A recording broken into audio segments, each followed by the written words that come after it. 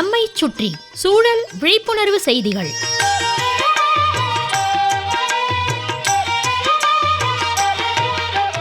அன்புள்ளம் கொண்ட ஞானமணி ஐயா அவர்களுக்கு உங்கள் மாணிக்கம் எழுதும் மடல். நலம் நலமறிய ஆவல். காஷ்மீர் முதல் கன்னியாகுமரி வரை பறந்து விரிந்திருக்கும் நாடு நம்ம பாரத திருநாடு. 1000க்கும் மேற்பட்ட மொழிகள், ஆயிரக்கணக்கான, சுமார் 6400 ஜாதிகள், 6 மதங்கள், 6 குறிப்பிட்ட குழுக்கள், 29 மிகப்பெரிய விழாக்கள். ஒரே நாடு நம்ம இந்திய நாடு. நம்ம நாடு இப்படி பலவாறா பிரிக்கப்பட்டாலும் அன்பு, பண்பு, பாசம், நேசத்தால் பிணைக்கப்பட்டிருக்கு. ஒவ்வொரு வருடமும் பல விழாக்கள், பண்டிகைகள் வந்தாலும் ஆகஸ்ட் 15 நமது சுதந்திர தினம், ஜனவரி 26 குடியரசு தினத்தன்று நாம் எல்லோரும் இந்தியர் என்ற ஒரு குடைக்குள் வந்துடுறோம். அந்த ஒரு குடைக்குள் வர்றதுனால நாம இந்தியர் என்று பெருமைப்பட்டு கொள்றோம்.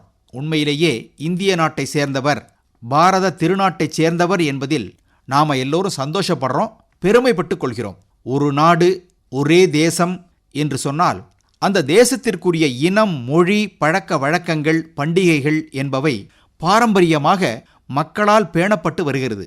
அவை அனைத்தும் அந்த தேச மக்களின் மரபணுக்களில் இடம்பெற்று தலைமுறை தலைமுறையாக நீடித்து கொண்டே போகணும். ஞானமணி ஐயா, இவற்றிற்கு ஏதாவது தடை ஏற்பட்டால் சம்பந்தப்பட்ட மக்கள் அதை சகித்து கொள்ள மாட்டார்கள். நம்முடைய பாரம்பரியம், கலாச்சாரம், பண்பாட்டை போற்றும் பலவற்றை நாம் மறக்க ஆரம்பிச்சிட்டோமோன்னு கேட்க தோணுது.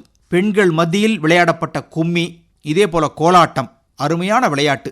எதிரெதிரா ஆடுகின்ற பெண்களின் கோல்களில் தட்டி தட்டி ஒரே கதியில் அந்த தாளத்தை உண்டாக்குவார்கள். ஸ்கிப்பிங் என்ற கயிறு கொண்டு விளையாடும் விளையாட்டு. இவையெல்லாம் எங்கே என்று கேட்கக்கூடிய அளவில் இருக்கு. களரி என்ற விளையாட்டு போர்க்கலைக்கே உரிய விளையாட்டு. களரினா என்னன்னு கேட்குற மாதிரி தான் இருக்கு இப்போ. அதே போன்றது தான் வர்மக்கலை.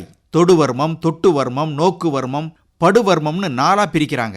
இத்தகைய நுட்பமான வர்மக்கலையை சிரமப்பட்டுத்தான் தேட வேண்டியிருக்கு. கம்புகளை கையில பிடிச்சி சுழற்றும் சிலம்பாட்டம் அடுத்து. கல்லை தூக்கி வீசினா கூட கம்பு சுற்றுகிறவர் மேல் படாது. அந்த அளவுக்கு வேகமா கம்ப சுத்துவார் அவர். இது ஒரு தற்காப்பு கலை. இதோடு சேர்ந்தது தான் ஆடுபுலியாட்டம், மான் கொம்பாட்டம், பளு தூக்குவது போல இளவட்டக்கல் விளையாட்டு ஒரு காலத்தில் நம்மகிட்ட இருந்துச்சு.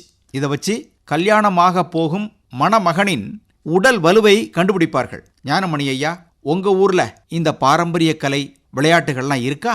அந்த காலத்திலேயே பெண்கள் பந்து விளையாடி இருக்கிறாங்க. வள்ளலாரே பந்து விளையாடும் மெட்டில் ஒரு பாட்டு பாடியிருக்கிறார். ஆடேடி பந்து வாழி என் தோழி வார்த்தை கேள், மரணமில்லா வரம் நான் பெற்றுக்கொண்டேன் என்பதுதான் அந்த பாடல். ஆண்கள் கிட்டிப்புல் விளையாடுவார்கள். இன்றைய கிரிக்கெட் போலத்தான் இந்த கிட்டிப்புல். சாட்டையுடன் பம்பரம் விளையாடுவாங்க சிறுவர்கள். ஏரி, குளங்கள், பெரிய கிணறுகள்ல குதிச்சு நீந்தும் விளையாட்டுக்கு வேறெதுவும் ஈடு இணை இல்லை. இது போன்று இளைஞர்கள் விளையாடுற சடுகுடு, அதாவது கபடி, இப்போ கொஞ்சம் கொஞ்சமா மீண்டு வந்துகிட்டு இருக்கு. கிட்டத்தட்ட ஒரு மூச்சு பயிற்சி தான் இந்த கபடி விளையாட்டு. ஆண், பெண் இருபாலாரும் விளையாடுறாங்க. இப்படி பல பண்டைய காலத்து சமாச்சாரங்கள் இருக்கின்றன. பழையன கழிதல்னு இவற்றை மறக்கலாமா?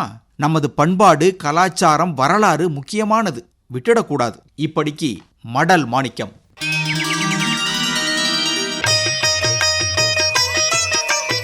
நம்மை சுற்றி சூழல் விழிப்புணர்வு செய்திகள் கேட்டீர்கள்.